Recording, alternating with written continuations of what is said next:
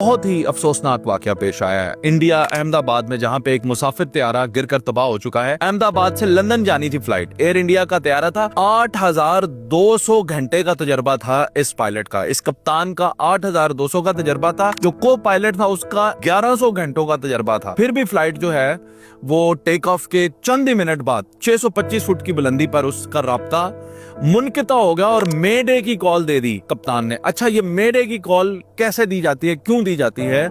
ये मेडे की कॉल कप्तान तब देता है जब त्यारा उसके हाथ से निकल जाता है, और इसका मतलब यही है कि अब खत्म सब कुछ।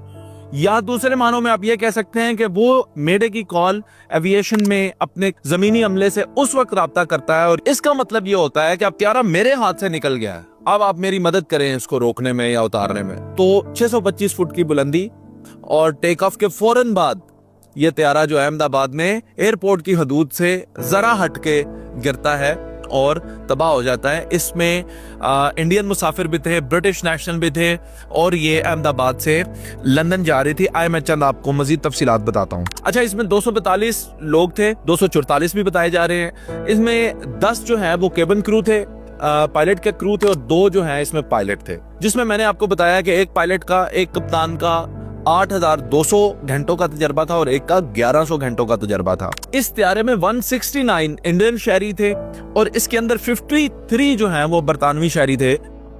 अभी तक हलाकतों की कोई रिपोर्ट नहीं आई है कि कितने लोग रेस्क्यू कर लिए गए हैं, हलाक है। मैं सिर्फ आपको जो मुसाफिर थे इसमें वो बता रहा हूँ। बोइंग 878 और ये रनवे नंबर 23 से, अहमदाबाद एयरपोर्ट के रनवे नंबर 23 से ये फ्लाई करता है। बोइंग 878 त्यारा था और 1:38 पर ये टेक ऑफ करता है, और उसके बाद जो है सिर्फ मैं 625 फुट की बुलंदी पर जाके ये जमीनी अमले से राब्ता करता है और मेडे की कॉल दे। मेडे के बाद साइलेंस, खामोशी, कुछ नहीं हुआ, और फिर आपको पता चलता है कि त्यारा गिर चुका है।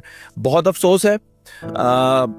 इसमें हम इस वक्त बिल्कुल जंग, सियासत, पाकिस्तान इंडिया ये बिल्कुल भी नहीं करेंगे। हमें दुख है, हमें अफसोस है, और इस नुकसान के मौका पर हमें भारत के साथ खड़ा होना चाहिए। कोई सियासत, कोई जंग, कोई ऐसी बात नहीं करनी चाहिए। हम खुले दिल से इजहार करते हैं कि हमें इस बात का दुख है।